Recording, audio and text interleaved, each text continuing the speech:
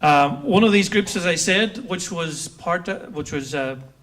took part in that original Charmin project, was Ultach, or the Ultra Trust as it used to be known. And our next speaker is a native of Rannafarste. Bana bhfuil an-curamachaici a gursaí Béilgeis agus sainiúlaí ar chainsirí Gaeilge ar fud cúga ulu agus bhí leor a mí eici rins bliantúthain ar an ábhar sin. So Bhaoill ráise Ni Bhaoill, Bhaoill fáilte chuirimpi couple of focail a rá libh. Ráise.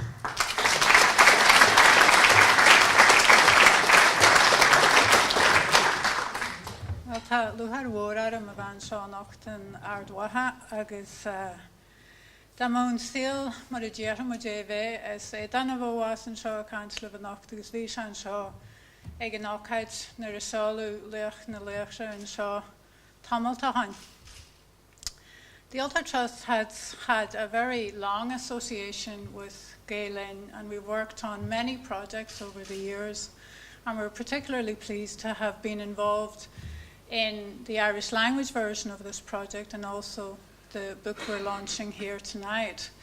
Now this book will immerse you in Irish myth, and like lots of mythological tales, it's very much situated in its landscape, so you'll recognize lots of the place names and the places in this book.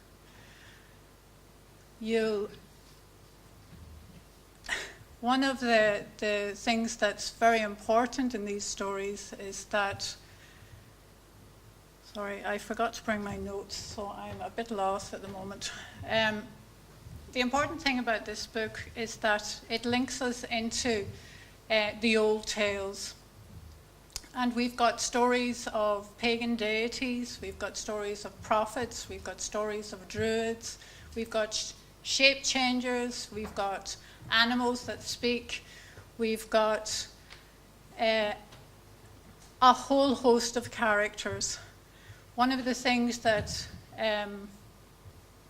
is very important about this book is that it gives us access to stories that generations of our people have read or listened to over the years.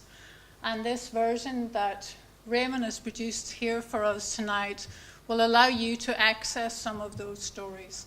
And through those stories, we get a flavour of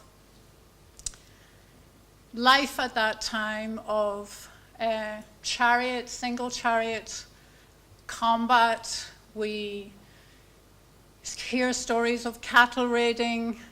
It gives us an idea of how important cattle was to the culture at the time and how wealth was measured in cattle. We also see a world in which kings and queens talked freely to characters in the other world. And some of the imagery in this book is very vivid, very much like Dara's arresting imagery. And one of the images that has stayed with me when I was reading through this book was the idea of Cúchulainn coming home after battle in his chariot. And he has the heads of his enemies bobbing on the side of his chariot.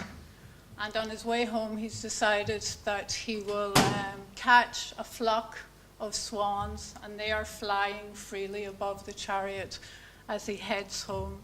So this book is full of wonderful images, and it will bring us all back to a time when heroes abounded in Ireland. So trasliam la Raymond agus la Dara as an écht ebre tá deanta cún seo agus guim gachra ar an leor.